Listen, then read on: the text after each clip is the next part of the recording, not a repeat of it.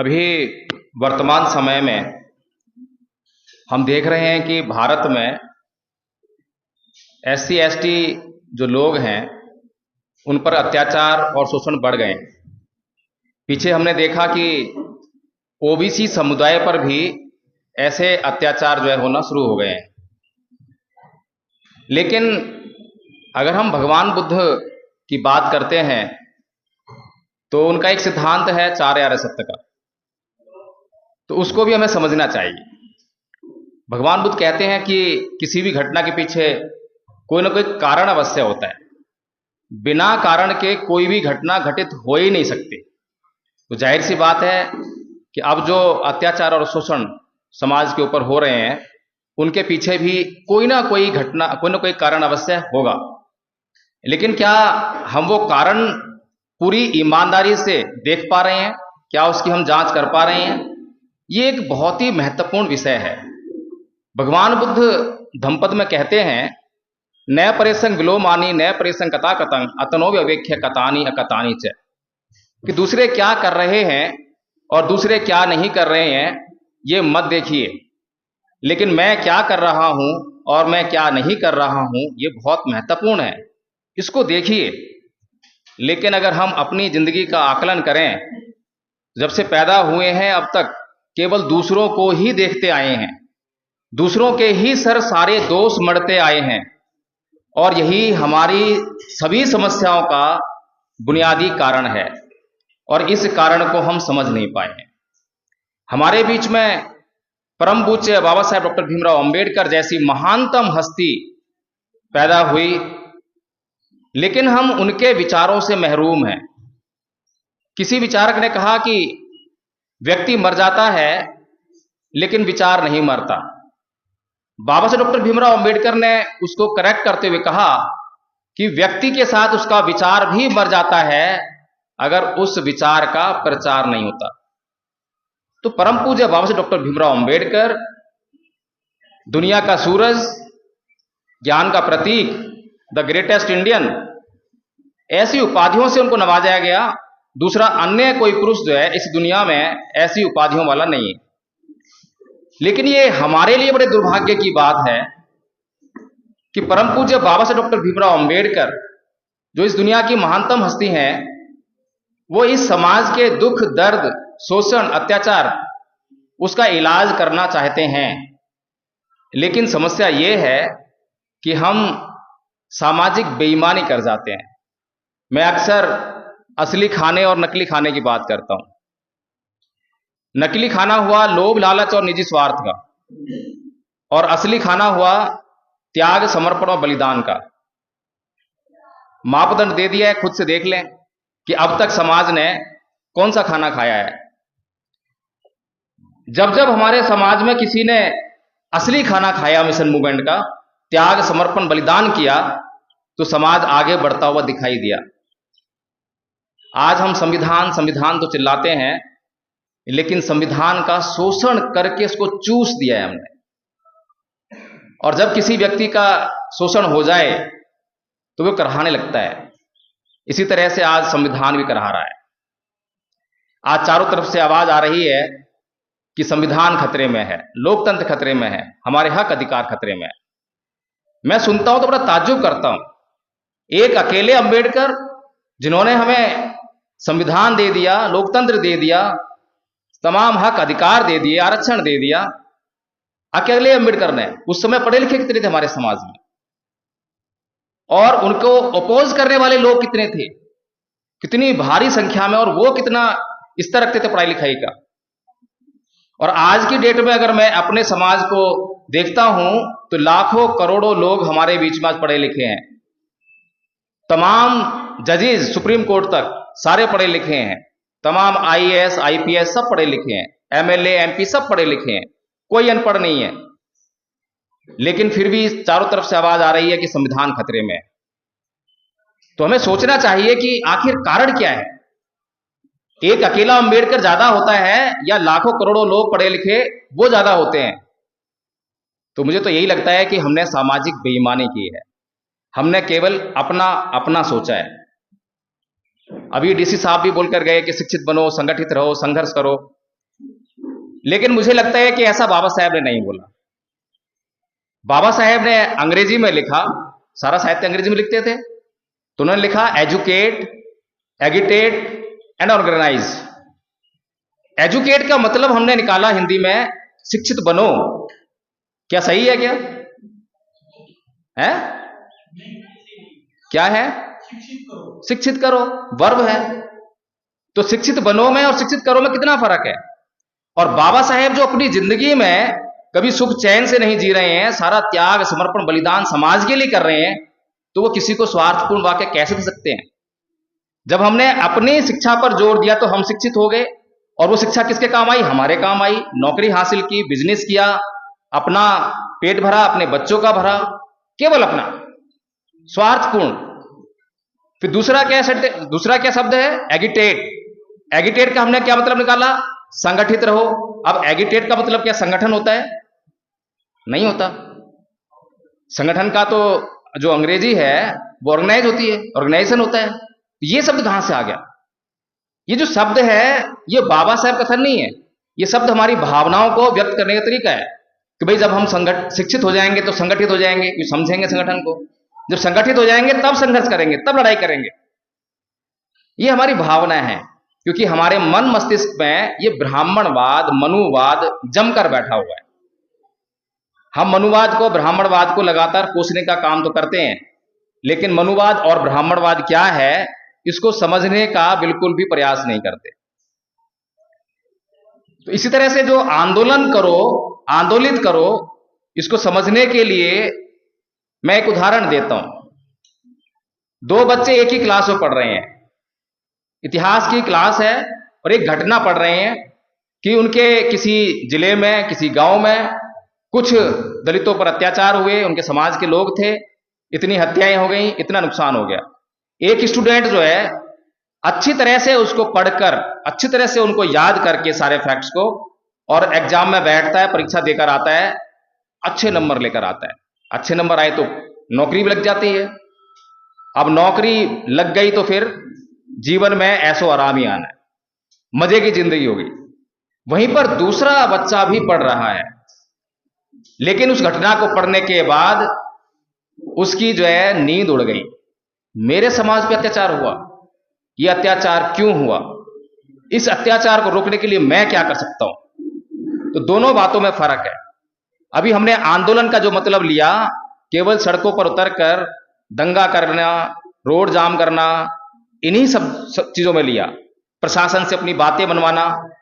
लेकिन परम पूज्य बाबा साहब डॉक्टर भीमराव अंबेडकर का जो मिशन था, शायद ही उसको हमने समझने का प्रयास किया। जब हम परम पूज्य बाबा साहब डॉक्टर भीमराव अंबेडकर का खाली गाना गाएंगे, जय जयकारा लगाएंगे, लेकिन उनको समझेंगे नहीं, उनका विचार क्या था उसको समझेंगे नहीं, तो मुझे लगता है हमारा उद्धार होने वाला नहीं है, चाहे आप कितने भी साल लगा लीजिए। अभी दो घटनाएं महत्वपूर्ण भारत में चल रही हैं। पहली घटना BR गवई साहब, जो मुख्य न्यायाधीश सुप्रीम कोर्ट, उनके ऊपर किसी ने जूता फेंकने की हिमाकत कर दी, और सारा बहुजन समाज, सारे बहुजन नेता, सारे बहुजन बुद्धिजीवी उसको कोसने लगे। ग्वालियर में एक वकील ने जो है बाबा साहेब डॉक्टर भीमराव अम्बेडकर को अपमान कर दिया, निंदनीय शब्द कह दिए, उसको कोसने लगे। उसके ऊपर जो है तैयारी कर ली, 15 अक्टूबर को हम देखेंगे, जूतों की माला पहनाएंगे। समझने वाली बात यह है कि इन लोगों को ताकत कहां से आ रही है, ताकत कौन दे रहा है। गहराई से विचार करें तो ताकत तो हम लोग ही दे रहे हैं, क्योंकि जो लोग अभी सत्ता में बैठे हुए हैं, परम पूज्य बाबा साहेब डॉक्टर भीमराव अंबेडकर जब संविधान सभा से संविधान को पास करा के बाहर निकलते हैं तो ऐलान करते हैं कि जाओ ऐ मेरे समाज के लोगों, अपने घरों की दीवारों पर लिख दो तुम इस देश के शासक हो। तो अगर हम इस देश के शासक होते तो क्या यह घटना घटती? अभी मैं रिकॉर्ड चेक कर रहा था। अच्छा, मैं पहले जानना चाहता हूं कि यहां पर जो है परम पूज्य बाबा साहेब डॉक्टर भीमराव अंबेडकर का सम्मान करने वाले कितने लोग बैठे हैं? हाथ खड़ा करें एक बार जरा। सारे? बड़ी खुशी की बात है। सच बोल रहे हैं, झूठ बोल रहे हैं? जांच होगी। अच्छा, बौद्ध कितने बैठे हैं? एक। हो गई जांच।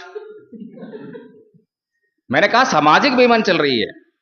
आखिर परम पूज्य बाबा साहब डॉक्टर भीमराव अंबेडकर ने 1935 में हमें एक दवा दी। डॉक्टर, जब भी हम डॉक्टर के पास जाएंगे तो दवा देगा हमारे को बीमारी का, बीमारी से भी सही होंगे। लेकिन हम दवाई को जो है लेकर आए, घर में लाकर अलमारी में पैक करके रख दिया। उसने कहा था सुबह खुराक खाना, दोपहर के खुराक खाना और शाम के खुराक खाना। सुबह उठे हम और हमने धूपबत्ती अगरबत्ती ली, हे दवाई मैया मुझे ठीक कर दियो। दूसरी खुराक ली दोपहर को, हे दवाई मैया मुझे ठीक कर दियो। ठीक हो जाएंगे? बताइए, बच्चे लोग बैठे हुए ठीक हो जाएंगे क्या? कैसे ठीक होंगे? तो परम पूज्य बाबा साहब डॉक्टर भीमराव अंबेडकर जब इस समाज की समस्याओं पर गौर कर रहे हैं और वो दवा खाने के लिए दे रहे हैं, तो हम दवा खा नहीं रहे हैं। 1935 में वो कह रहे हैं कि मैं हिंदू धर्म में पैदा हुआ, ये मेरे बस की बात नहीं थी, लेकिन मैं हिंदू मरूंगा नहीं। क्या इस समाज ने हिंदू धर्म छोड़ा? कितना विकराल समाज है। आज अगर बाबा साहेब का समाज उनकी इस बात को मान ले, सारा मनुवाद हिल जाएगा, सारा ब्राह्मणवाद धराशायी हो जाएगा। सही कह रहा हूं, गलत कह रहा हूं?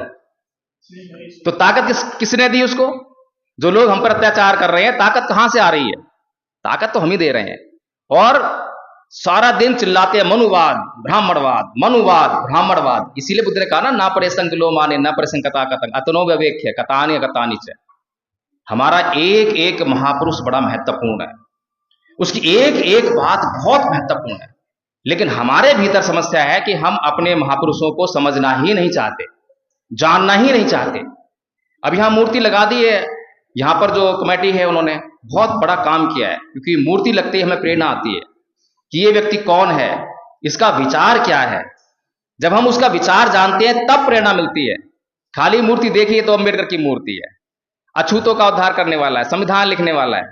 इन्हीं शब्दों से नवाजते जाओ और जय जयकारा करते जाओ, होगा सम्मान। अभी तक हमने इसी तरह से बाबा साहेब का सम्मान किया है, इसीलिए हमारे जो है कष्ट दूर नहीं हो रहे हैं। परम पूज्य बाबा साहेब डॉक्टर भीमराव अंबेडकर 1956 में, आज का दिन जो आप सेलिब्रेट कर रहे हैं 14 अक्टूबर 1956, यहां पर धम्मचक्र प्रवर्तन दिवस लिखा है। मैं थोड़ा करेक्ट करना चाहूंगा कि आज अशोक विजयदशमी तो नहीं है, क्योंकि वो जो है इस कैलेंडर के हिसाब से नहीं है, वो दशहरे के दिन, क्योंकि दशहरे को जो है हिंदू लोगों ने परिवर्तित कर लिया अपने त्योहार के रूप में, जबकि वो थी अशोक विजयदशमी।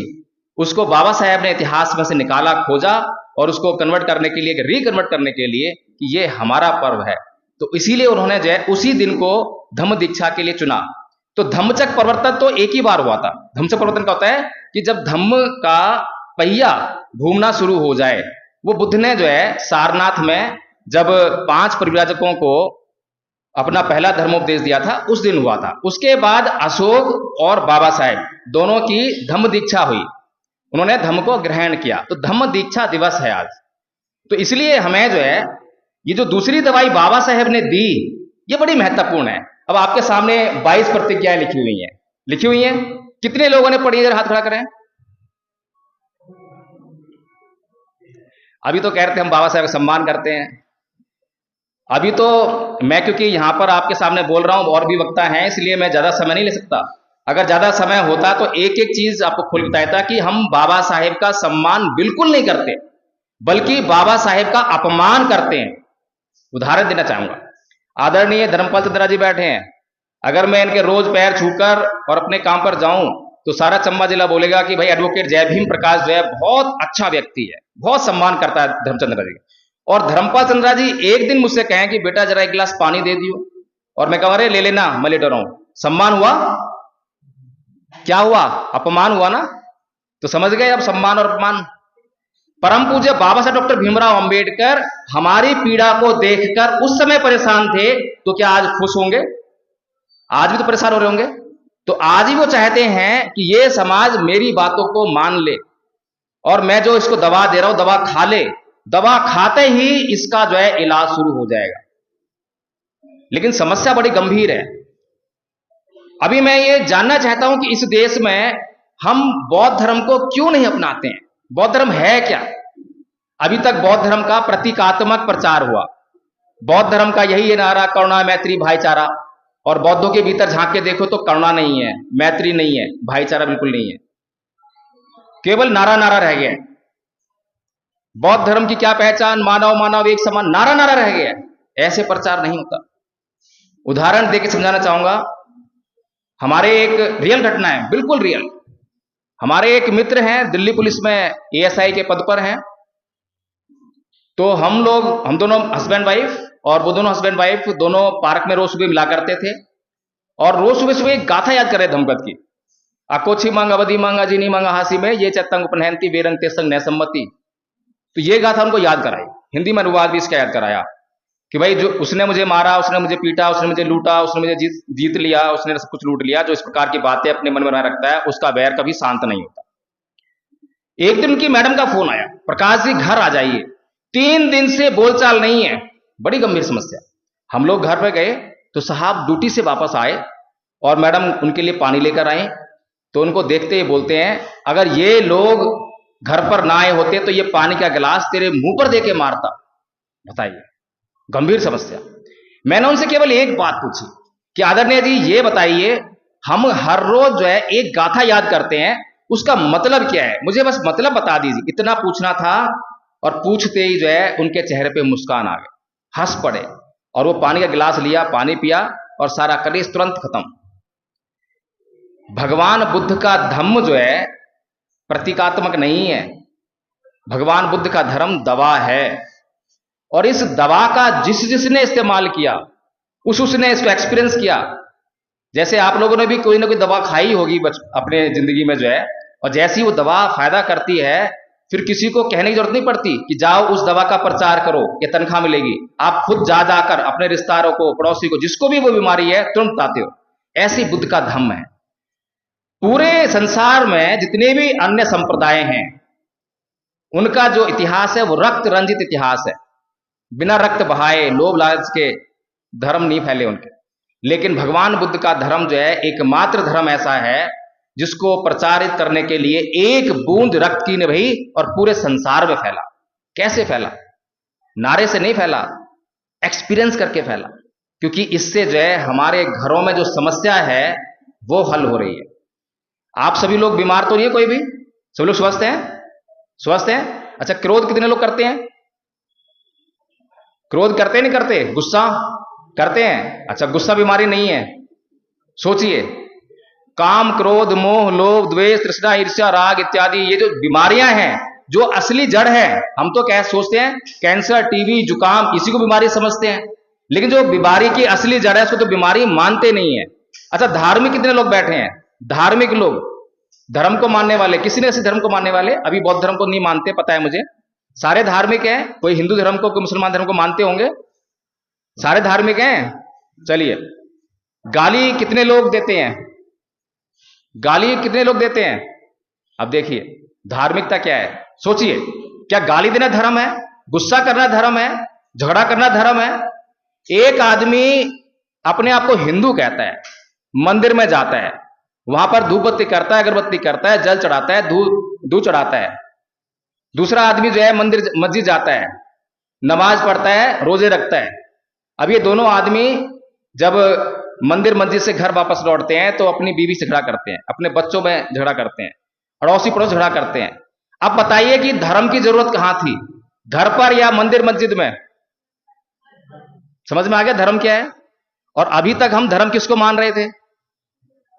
हमारी असली समस्या हमारे कॉमन सेंस की है। किसी हिंदू से पूछो भाई तू हिंदू कैसे है, तो बोलेगा कि मैं हिंदू परिवार में पैदा हुआ इसलिए मैं हिंदू हूं। किसी मुसलमान से पूछो कि तू मुसलमान कैसे है, मैं मुसलमान परिवार पैदा हुआ इसलिए मैं मुसलमान हूं। अब किसी हिंदू घर में बच्चा पैदा हुआ और बचपन में पैदा होते ही उसको किसी मुसलमान के घर छोड़ दो, क्या किसी ईश्वर देवी देवता में ये ताकत है कि जाकर उस बच्चे को ये बता सके कि तू मुसलमान नहीं है, तू हिंदू है? इसका मतलब ये जो धर्मों का जो फंडा है ये भ्रम है, कुछ नहीं है। भगवान बुद्ध क्या कहते हैं धर्म के बारे में?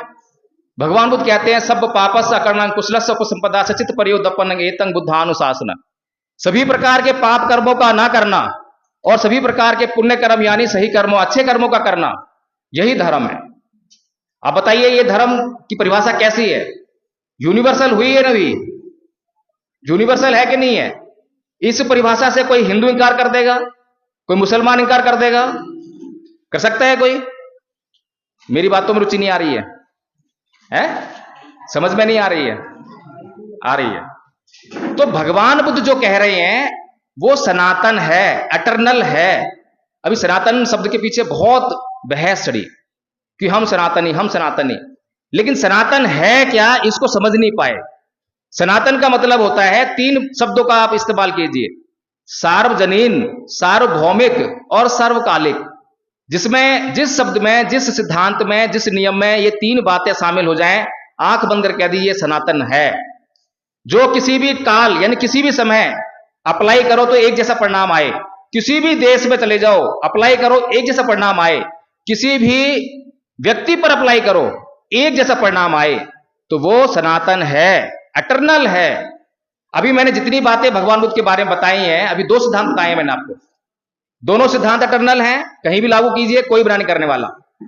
भगवान बुद्ध ने कहा, ना ही वेरेन वेराणी समन्ति तुदाचनंग अवेरन च समन्ति ऐस धम्मो सनातनो, कि वैर से कभी वैर शांत नहीं होता, अवैर से ही वैर शांत होता है। अब बताइए, इस बात को अमेरिका लेके चले जाओ, अमेरिका के लोगों से पूछो कि भाई तुम्हारे यहां तो वैर से वैर शांत हो जाता होगा, कह देंगे हो जाता है? नहीं कहेंगे। पाकिस्तान चले जाओ, अफगानिस्तान चले जाओ, पूरी दुनिया में कहीं भी चले जाओ, बुद्ध की बात जो परिणाम देगी वो एक जैसा देगी। लेकिन एक और संस्कृति है, जब कोई मर जाता है तो कहते हैं राम नाम सत्य है, लेकिन यही शब्द का इस्तेमाल अगर कहीं किसी बच्चे का बर्थडे मना रहे हो और वहां जाके कह दो तो लोग लठ लेके उसके पीछे पड़ जाएंगे। क्यों? अब झूठ हो गया क्या? यानी कि समय के हिसाब से कोई ये कलयुग में चलेगा, ये सतयुग में चलता था, ये इस व्यक्ति पर लागू होगा, ये मुसलमान है इस पे तो काम नहीं करेगा, ये हिंदू है इस पे काम करेगा। हद हो गई। बुद्ध की किसी भी बात को कहीं पर भी किसी पर भी लागू कर दीजिए, देखिए परिणाम आ रहा है नहीं आ रहा। इसीलिए बुद्ध जो है वो प्राकृतिक नियम के आधार पर बोलते हैं। उनके एक एक शब्द में जो है मनुष्य का कल्याण छुपा है, लेकिन मनुष्य तो कुछ और ही समझ रहा है। अपना कल्याण समझ रहा है, रुपए को, पैसे को, ये इज्जत मान सम्मान। दंपत में एक गाथा कही गई, अय्या ही लाउपनिसा अय्या निब्बान गामनी एवं मेतंग अभिहाय भिक्खु बुद्ध सावको संकारंग नावी निंदेय विवेक मनुग्रह, कि लाभ का रास्ता दूसरा है, सत्कार का रास्ता दूसरा है। यानी कि लाभ का रास्ता दूसरा है और निर्वाण का रास्ता दूसरा है। हमारे बीच में भंते जी बैठे हैं, इनका लक्ष्य है निर्वाण प्राप्त करना। इनके कोई प्रशंसा करे, कोई निंदा करे, इन्हें कोई फर्क नहीं पड़ता। लेकिन आप लोग बैठे हो, आप लोग गृहस्थ हो, सांसारिक हो, आपको इन बातों से बहुत फर्क पड़ता है। ये दोनों के बीच में फर्क है। तो कहने का मतलब ये है, शॉर्ट में खत्म कर दूंगा मैं, हमारे बीच में अभी जो घटनाएं चल रही हैं, उन सभी घटनाओं के लिए, हमारे दुखों के लिए बाहर के तत्व जिम्मेदार नहीं है, हम स्वयं जिम्मेदार हैं। अगर मुझे किसी ने गाली दी तो पलटकर मैं गाली क्यों देता हूं, सारा संसार तो ये कहेगा कि मैंने गाली इसलिए दी क्योंकि उसने मुझे गाली दी। लेकिन भगवान बुद्ध जो है, एक चोर को अपराधी तो कहते हैं कि हाँ अपराधी तो है, लेकिन ये बीमार है। चोर जो है बीमार है और बीमार का इलाज किया जा सकता है। इसीलिए भगवान बुद्ध जो है अंगुलीमाल डाकू को मारने नहीं निकलते, उसका इलाज करने निकलते हैं। और जब उसका इलाज कर देते हैं तो वही अंगुलीमाल डाकू जो हिंसात्मक था, हत्यारा था, सुधरने के बाद समाज का कल्याण करने लगता है। ये बुद्ध का धम्म है, ये बुद्ध के धम्म का गौरव है।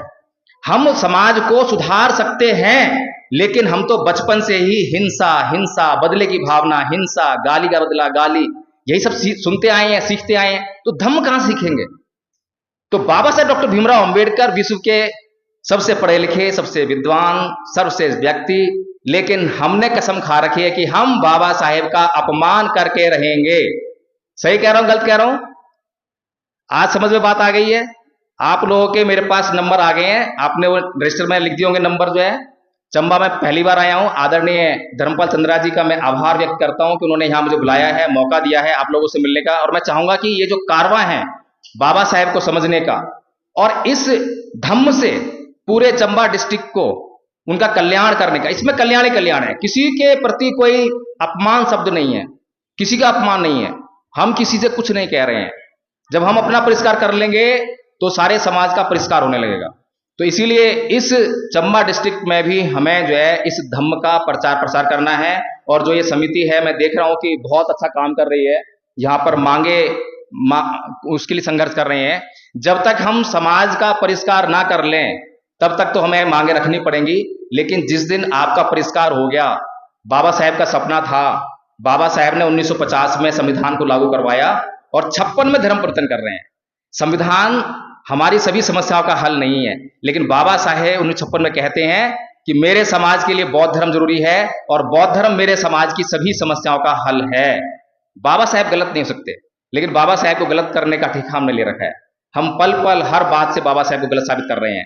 तो इसीलिए मैं चाहूंगा कि कहने के लिए बहुत कुछ है, बहुत लंबा हो सकता है, लेकिन क्योंकि समय की मर्यादा है और भी वक्ता हैं, तो मैं चाहूंगा कि आप लोग जो हैं इस चंबा डिस्ट्रिक्ट में आप खुद से जितने लोग समझ गए हैं, जान गए हैं कि हाँ बाबा साहेब का जो सम्मान करना है वो बौद्ध धर्म को अपनाकर, बौद्ध धर्म का प्रचार करके ही हम अपना सकते हैं। मैं एक और बात कहना चाहूंगा, बाबा साहेब ने 1956 में कहा था कि अगर मैं 5 साल और जीवित रहा तो पूरे भारत को बौद्धमय कर दूंगा।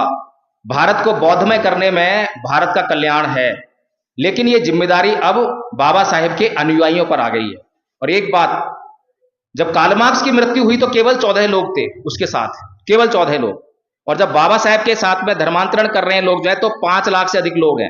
उनकी मृत्यु पर लाखों लोग हैं, लेकिन ये लाखों लोग मिलकर जो है बाबा साहेब को समझे नहीं, बाबा साहेब के विचार को नहीं समझे, उसका प्रचार नहीं किया। इसीलिए बाबा साहेब का आज भारत में अपमान हो रहा है। और कार्ल मार्क्स के उन 14 लोगों ने काम किया, पूरी दुनिया लाल कर दी है। पूरी दुनिया में कोई देश ऐसा नहीं है जिसमें उसकी विचारधारा पर आधारित पार्टी ना हो। हमारे ही देश में कई राज्यों में सरकारें बनी है। तो इसीलिए हमारे हाथ में है बाबा साहेब का सम्मान करना। हम किसी और से ये उम्मीद नहीं कर सकते कि वो लोग जो हैं बाबा साहेब का सम्मान करेंगे। उनसे तो हम यही उम्मीद करेंगे कि वो अपमान ही करेंगे। हाँ, अगर हम लोग इकट्ठे हो गए, संगठित हो गए, फिर वो मजबूर हो जाएंगे और वो भी समझने लगेंगे फिर कि बाबा साहेब हैं क्या। तो बाबा साहेब को अगर कोई नहीं समझ पा रहा है तो उसमें हम एक कारक है। भंते जी ने आपके लिए जो है जो प्रशिक्षण की बात कही थी, आपके लिए मोटिवेशन जरूरी है कि जो मैंने जितनी बातें कही हैं, ऐसा नहीं है कि मैं ही कर सकता हूं, आप लोग भी कर सकते हैं और हमें करना है।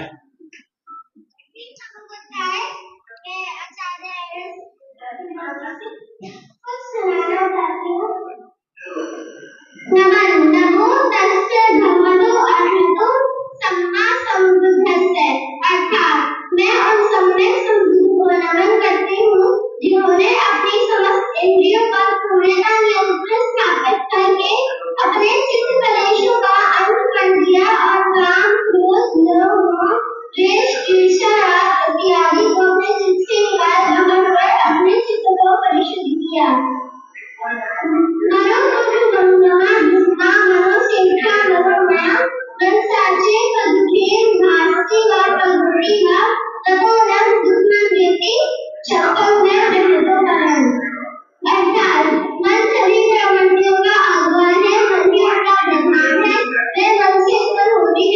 यदि कोई दूषित मन से वचन बोलता है या पाप कर्म करता है तो जो उसका अनुसरण उसी प्रकार करता है जिस प्रकार की सत्ता पहिया गाड़ी खींचने वाले बैलों के पैरों का। कहने का मतलब ये है, ये पूरा कोर्स याद है, तो छोटा सा बताया आपका एग्जाम्पल कि ये बहुत मुश्किल नहीं है। ऐसे 70-80 बच्चे हमने, छोटे छोटे बच्चे, कोई 4th क्लास में पढ़ रहा है, कोई 3rd क्लास में पढ़ रहा है, वो तैयार कर दिए हैं। और ये सांस्कृतिक परिवर्तन जो आपके हाथ में एक पर्चा आया होगा धम्मपद संघ का, उस पूरा कोर्स लिखा हुआ है भीतर जो है। और हम आप लोगों को संपर्क करेंगे, प्रयास करेंगे, आपके पीछे पड़ेंगे, क्योंकि पीछे पड़े बगैर मुझे लगता नहीं कुछ काम होने वाला है। इसीलिए मैंने नंबर भी ले लिए हैं, आपके पास फोन भी आएंगे और फिर दोबारा भी आऊँगा, मैं लगातार विजिट करूँगा। और यहाँ पर ये जो हॉल है बहुत अच्छी जगह यहाँ पर बनाई है समिति ने जो है, इसका पूरा इस्तेमाल करेंगे और बाबा साहेब का मिशन को पूरा करके रहेंगे। बहुत साधुवाद। शुक्रिया एडवोकेट साहब, आपने तो बहुत ही गहन विश्लेषण कर दिया है परिस्थितियों का और आपने ये भी संदेश दे दिया कि वक्त आ गया है कि अब हम थोड़ा सा ढकोसलेबाजी से बाहर निकलें। कहने के लिए तो हम अम्बेडकराइट्स होने की बात करते हैं, लेकिन उनको अपने जीवन में उतार नहीं पा रहे हैं, उनको जी नहीं पा रहे हैं। आपके विचारों ने कई सारे सवाल छोड़ दिए हैं मुझे लगता है, और ये जो हमारे चेहरे पर और हमारी आंखों में जो भाव नजर आ रहे हैं वो दिखा रहे हैं कि हम भावविभोर हो गए हैं और अपने हम सबको सोचने के लिए मजबूर कर दिया है कि वाकई रास्ता होना क्या चाहिए। दिखाता है कि कैसे ब्रह्मा विष्णु महेश वाला जो कंसेप्ट है उससे बाहर कैसे निकलना है। सब के सब मुझे लगता विचारों में खो गए हैं और सोच रहे हैं कि आपने जो विचार दिए हैं उस पर गहन चिंतन का वक्त आ गया है। जितना डिले करेंगे उतने हम परेशानियों में डूबे रहेंगे। और आपने वाकई में बिल्कुल ठीक कहा कि हम सबकी जिंदगी में जो सुपर हीरो है हमारा मन है, और मन की जब हम बात करते हैं तो हम अक्सर कहते हैं कि जैसा हम सोचते हैं हम वैसे ही हो जाते हैं। और इंपॉर्टेंट बात यह है कि मन के सबसे बड़े हीलर अगर कोई रहे हैं तो बुद्धा जी रहे हैं। और आज की अगर सबसे बड़ी प्रॉब्लम्स हमारी जिंदगी में है, दुनिया में है, वो मन से जुड़ी हुई सबसे ज्यादा है। मन सुपर हीरो है और मन को काबू करने का जो रास्ता बुद्धा ने दिखाया है उससे बेहतर रास्ता किसी और ने नहीं दिखाया है। इसलिए तमाम परेशानियों का कारण भी मन है और मन को काबू करना तमाम परेशानियों से निजात पाने का रास्ता भी है। तो बुद्धा को अगर हमको जीना है तो बहुत सिंपल तरीके भी हैं और उसके लिए थोड़ा सोचना पड़ेगा। जो वकील साहब ने बड़ा अच्छा बोला है कि वक्त आ गया है थॉट देने का, सोचने का, क्योंकि अभी तक हमने गहराई से बुद्धा को सोचा नहीं है। बुद्धा वही हैं जो हम लोग जिन्हें रोजमर्रा की जिंदगी में अपने आप को उतार सकते हैं। लेकिन परेशानियां हम सबकी जिंदगी में बहुत सारी हैं जिनको लेकर संघर्ष भी बहुत जरूरी है, जैसा वकील साहब ने इंडिकेट किया। और संघर्ष के रास्ते पे भी हमारे कुछ एक साथी चल रहे हैं